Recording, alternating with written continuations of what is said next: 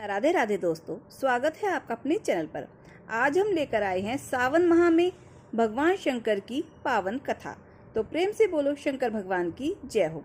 सावन की पावन फुहारों में जब दिशाएं शिवमय हो जाती हैं और वातावरण में ओम नमः शिवाय की गूंज प्रतिध्वनित होने लगती है, तब आता है सोमवार व्रत का वह दिन जो भगवान शिव की विशेष कृपा प्राप्ति हेतु अत्यंत महत्वपूर्ण माना गया है। इस दिन श्रद्धालु भक्त उपवास रखते हैं, शिवलिंग पर गंगा जल चढ़ाते हैं, बेलपत्र, धतूरा, आख, शमी पत्र और दूध अर्पण करते हैं और अपने जीवन के संकटों से मुक्ति की प्रार्थना करते हैं। कहा जाता है सोमवार का व्रत रखने से केवल भोलेनाथ ही नहीं बल्कि पूरा शिव परिवार प्रसन्न होता है। इस व्रत को विशेष रूप से कुंवारी कन्याएं उत्तम वर की प्राप्ति के लिए रखती हैं और सौभाग्यवती महिलाएं अपने अखंड सुहाग की रक्षा के लिए। शिव उपासना के साथ व्रत कथा का श्रवण और पाठ विशेष फलदायी माना गया है। तो आइए भोलेनाथ की पावन कथा को श्रद्धा और भक्ति भाव से श्रवण करते हैं और भगवान शिव और माता पार्वती की कृपा प्राप्ति के लिए अपनी हाजिरी लगाते हैं। तो प्राचीन समय की बात है, एक गांव में एक धनवान साहूकार रहता था। उसके पास अपार धन संपत्ति थी, परंतु संतान नहीं थी। संतानहीन होने के कारण वह अत्यंत दुखी रहा करता था। उसने शिव भक्ति की राह पकड़ी और प्रत्येक सोमवार को व्रत रखने लगा। वह श्रद्धा पूर्वक भगवान शिव और माता पार्वती की पूजा करता, दिन भर उपवास रखता और प्रदोष काल में शिवलिंग पर दीपक प्रज्वलित करता था।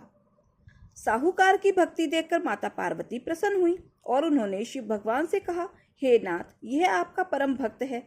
इसकी निस्वार्थ भक्ति देखकर मुझे लगता है इसकी मनोकामना पूर्ण होनी चाहिए।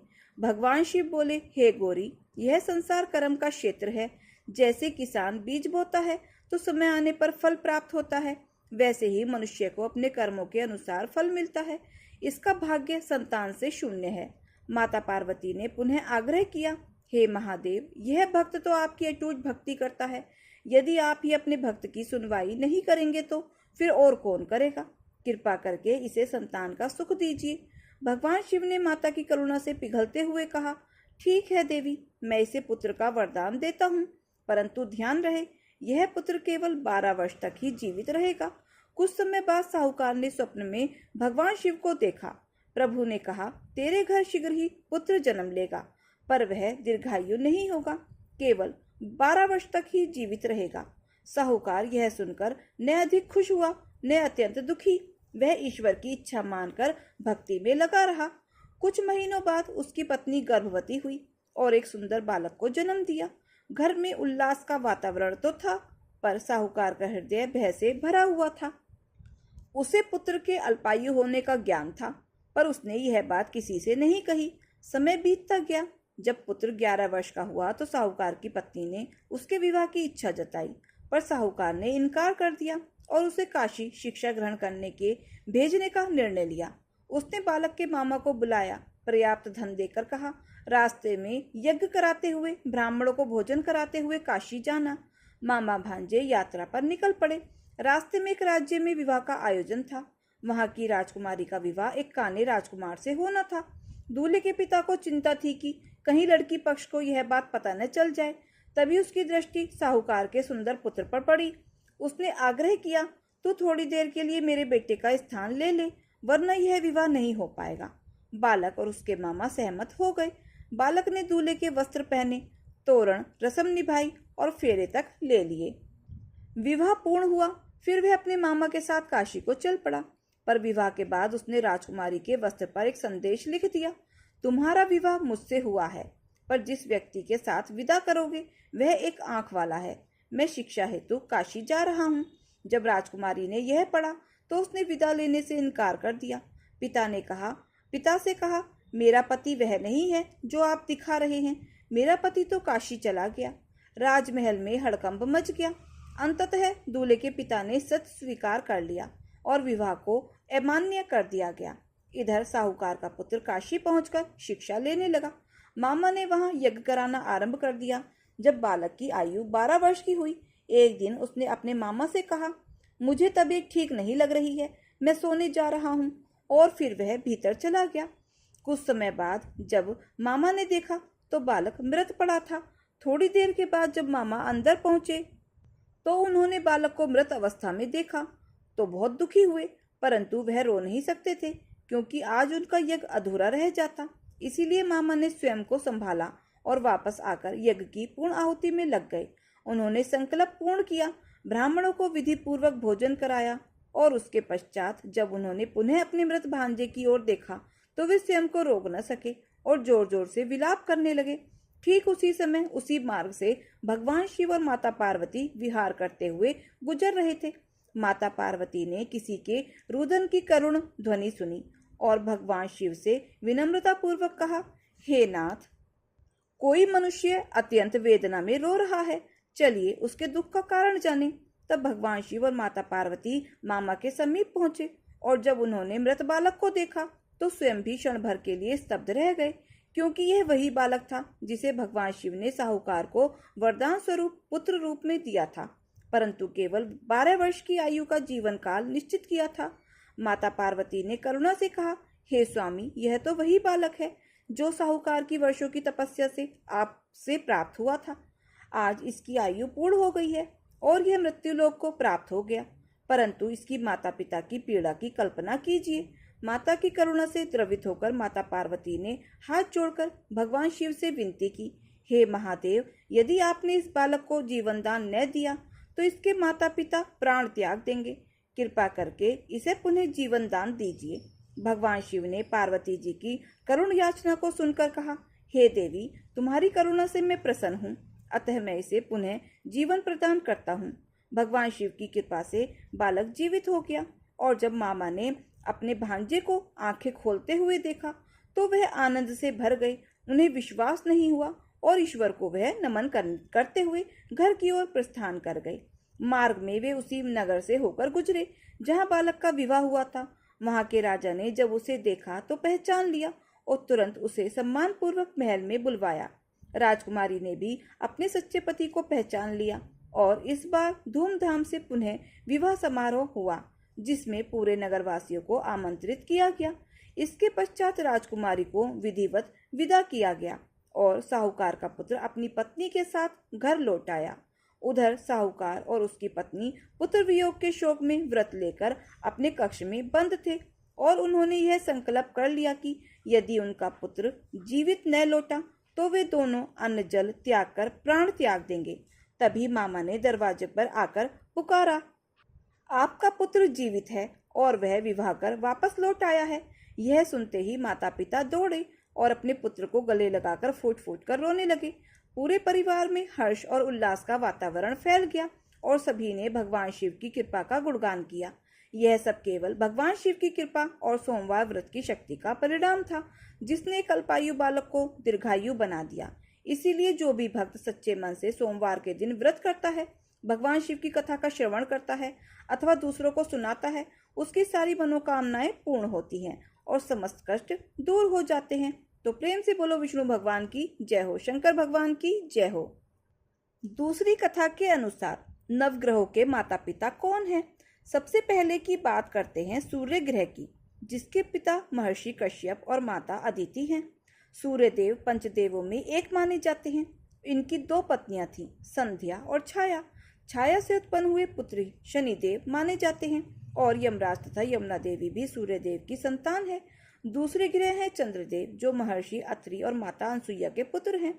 शास्त्रों के अनुसार चंद्रदेव की 27 पत्नियां हैं, जो 27 नक्षत्रों की प्रतीक मानी जाती हैं। बुध ग्रह चंद्रदेव के ही पुत्र हैं। तीसरे ग्रह मंगल की उत्पत्ति भगवान शिव के तेज से मानी जाती है और इनकी माता भूमि देवी है। मंगल पूर्ण ब्रह्मचारी हैं और मांगलिक दोष का संबंध भी इन्हीं ग्रह से जुड़ा हुआ है। चौथे ग्रह हैं बुध, जिनके पिता चंद्रदेव और माता तारा हैं।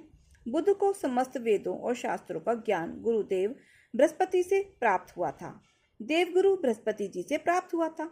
इनकी पत्नी का नाम ईला है और इन्हीं से चंद्रवंश का प्रारंभ माना जाता है। 5वें ग्रह हैं बृहस्पति, जो देवताओं के गुरु हैं। इनके पिता महर्षि अंगिरा और माता स्वरूपा हैं तथा इनकी पत्नी का नाम तारा है। महाभारत काल में गुरु द्रोणाचार्य इनके पौत्र माने जाते हैं और ये सभी देवताओं के शिक्षा गुरु कहलाते हैं। 6ठे ग्रह हैं शुक्राचार्य, जो दैत्यों के गुरु माने जाते हैं। इनके पिता महर्षि भृगु और माता का नाम काव्या है। इन्होंने कठोर तपस्या कर भगवान शिव से मृत संजीवनी विद्या प्राप्त की थी। इनकी पत्नी का नाम जयंती है, जो देवराज इंद्र की पुत्री थी। 7वें ग्रह हैं शनिदेव, जो भगवान सूर्य और छाया के पुत्र हैं, परंतु शनि का स्वभाव अपने पिता से पूर्णतः विपरीत है। ये कर्मों के अनुसार दंड और फल देने वाले न्यायप्रिय देव हैं। इनकी पत्नी का नाम धामिनी है। 8वें पुत्र और 9वें ग्रह हैं राहु और केतु, जो समुद्र मंथन के समय अमृतपान करने से पूर्व स्वर भानु नामक दैत्य थे। उनके पिता का नाम विप्रचिति और माता का नाम सिंहिका है। अमृत पीने के कारण भगवान विष्णु ने उन्हें सुदर्शन चक्र से 2 भागों में काटा। राहु का सिर वाला भाग और केतु का धड़ वाला भाग बना। राहु की 2 पत्नियां नागवल्ली और नागकड़ी है। उनका वाहन काले घोड़े वाला रथ है, जबकि केतु का वाहन गरुड़ समान चील है। यह तो हुआ नवग्रहों की पौराणिक परिचय। अब सुनिए एक प्राचीन कथा, जो नवग्रहों की कृपा से जुड़े अद्भुत चमत्कार को उजागर करती है। एक गांव में एक भाभी अपनी विवाहित बहन से मिलने उसकी ससुराल जा रहा था। मार्ग में एक विषधर सर्प ने उसे रोका और डसने की बात कही। भाई बोला, हे नाग देवता, मैंने कोई अपराध नहीं किया, कृपया मुझे जाने दें, मैं अपनी बहन से मिलने जा रहा हूँ। लौटते समय आप मुझे डस लेना। जब सर्प नहीं माना तो भाई बोला, आप मेरे थैले में बैठ जाइए, मैं लौटते समय आपको मुक्त कर दूंगा। सर्प राजी हुआ और थैले में बैठ गया। भाई ने बेलपत्र से थैला ढक दिया और बहन के घर पहुंचा। उस समय बहन नवग्रहों की कथा सुना रही थी। बहन ने भाई को बैठाया और कहा, पहले मेरी पूरी कथा हो लेने दो। और फिर उसने कथा सुनाई, जीव की, जानवर की, हाथी घोड़े की, कुत्ते बिल्ली की, भाई बहन की, सास ससुर की, देवरानी जिठानी की, जवाई बेटी की, संग सहेली की। सबके नवग्रह शांत हो जाएं। घर चले 8 पग, आदमी चले 4 पग, सांप बिच्छू भंवरे सब अग्नि में जल जाएं। कथा पूरी होते ही बहन ने थैले की ओर इशारा किया और पूछा, भाई इसमें क्या लाए हो? भाई कुछ कह पाता इससे पहले ही बहन थैला लेकर अंदर चली गई और खोला तो देखा उसमें बेलपत्र और फल संतरे निकल आए हैं। एक सर्प एक दिव्य हार में परिवर्तित हो गया था, जो रत्नों से जड़ा हुआ था। बहन ने वह हार पहन लिया। जब बाहर आई तो भाई आश्चर्यचकित रह गया। उसने पूछा, बहन ये हार कहाँ से आया है? बहन बोली, भाई तुम ही तो लाए थे। तब भाई ने सारी बात बताई और कहा, बहन यह तुम्हारी नवग्रह कथा की महिमा है, जिसने मेरी मृत्यु को टाल दिया। कुछ दिन बहन के घर रहने के बाद भाई जब विदा होने लगा तो बहन बोली, भाई ग्रह भारी हैं, घर जाकर भाभी से कहो कि वह नवग्रहों की कथा कहे। भाई ने घर जाकर पत्नी से कहा, हम दोनों मिलकर नवग्रहों की कथा कहा करेंगे। तुम कहो तो मैं सुनूं, मैं कहूं तो तुम सुनो। फिर जल चावल चीनी लेकर बैठ गए और कथा कही। जीव की, जानवर की, हाथी घोड़े की, कुत्ते बिल्ली की, देवरानी जिठानी की, सास ससुर की, जवाई बेटी की, भाई बहन की, सबके नवग्रह शांत हो जाएं। घर चले 8 पग, आदमी चले 4 पग, सांप बिच्छू भंवरे सब अग्नि में जल जाएं। इस प्रकार जो कोई भी नवग्रहों की कथा श्रद्धा से कहता और सुनता है, उसके जीवन के सारे संकट, बाधाएं और दोष दूर हो जाते हैं। ग्रहों की शांति बनी रहती है और जीवन में सुख समृद्धि आती है। तो प्रेम से बोलो नवग्रह देवता की जय। एक बार देवऋषि नारद जी बैकुंठ लोक को गए। वहां उन्होंने भगवान श्री लक्ष्मी जी को प्रणाम किया। फिर नारद जी ने श्री हरि से कहा, प्रभु अब धरती पर आपका प्रभाव कम हो रहा है, धर्म पर चलने वालों को कोई अच्छा फल नहीं मिल रहा, जो पाप कर रहे हैं उनका भला हो रहा है। तब श्री हरि कहने लगे, ऐसा नहीं है देव ऋषि, जो भी हो रहा है सब नियति के कारण ही हो रहा है। श्री हरि की बात सुनकर नारद जी बोले, प्रभु मैं तो देखकर आ रहा हूँ कि पापियों को तो अच्छा फल मिल रहा है, लेकिन भला करने वाले और धर्म के रास्ते पर चलने वाले लोगों को बुरा फल मिल रहा है, उन्हें दुख भोगने पड़ रहे हैं। भगवान ने कहा, देव ऋषि कोई ऐसी घटना बताओ जिससे तुम्हें यह लग रहा हो। नारद जी कहने लगे, प्रभु अभी अभी मैं एक जंगल से आ रहा हूँ। वहां पर एक गाय दलदल में फंसी हुई थी, कोई भी उसे बचाने वाला नहीं था। थोड़ी ही देर बाद मैंने देखा कि एक चोर उधर से गुजरा। दलदल में फंसी हुई गाय को देखकर वह रुका तक नहीं, बल्कि उस गाय पर पैर रखकर वह दलदल से भरा हुआ गड्ढा लांघकर आगे निकल गया। आगे गया तो उस चोर को एक सोने की मोहरों से भरी एक थैली मिली। थोड़ी ही देर बाद वहां पर एक साधु महाराज आए। उन्होंने उस गाय को दलदल में फंसा देखा तो गाय को बाहर निकालने की पूरी कोशिश की और पूरी ताकत लगाकर आखिरकार उस गाय को निकाल लिया। गाय को बाहर निकालने के प्रयास में वह साधु महाराज खुद दलदल से लथपथ हो गए थे। जब वह साधु महाराज आगे बढ़े तो एक गड्ढे में गिर गए और उन्हें चोट लग गई। प्रभु, अब आप ही बताइए, यह कौन सा न्याय है? नारद जी की पूरी बात सुन लेने के बाद श्री हरि बोले, देव ऋषि, यह सही ही हुआ। जो चोर गाय पर पैर रखकर भाग गया था, उसकी किस्मत में तो एक खजाना था, लेकिन उसके इस पाप के कारण उसे केवल कुछ मोहरें ही मिल पाई। वहीं उन साधु महाराज को गड्ढे में इसलिए गिरने पड़ा क्योंकि उनके भाग्य में उस समय मृत्यु लिखी हुई थी, लेकिन एक गाय को बचाने के कारण और उस दलदल से बाहर निकालने के कारण उनके पुण्य बहुत अधिक बढ़ गए और उनकी मृत्यु बस एक छोटी सी चोट में बदल गई। इंसान के कर्म से ही उसका भाग तय होता है देव ऋषि, इसीलिए अच्छे कर्म करना कभी नहीं छोड़ने चाहिए। श्री हरि की बात सुनकर देव ऋषि नारद मुस्कुराते हुए और प्रभु को प्रणाम करते हुए नारायण नारायण कहकर प्रभु की रचाई हुई सृष्टि की अन्य लीलाएं देखने के लिए चल पड़े। तो प्रेम से बोलिए लक्ष्मी नारायण भगवान की जय हो। दोस्तों, ये कथा कहानी आपको कैसी लगी कमेंट बॉक्स में जरूर बताएं, और अगर अच्छी लगी हो तो प्लीज वीडियो को लाइक शेयर सब्सक्राइब अवश्य करें। अपना प्यार और सहयोग दें। मिलते हैं फिर ऐसे ही नई कथा कहानियों के साथ। धन्यवाद।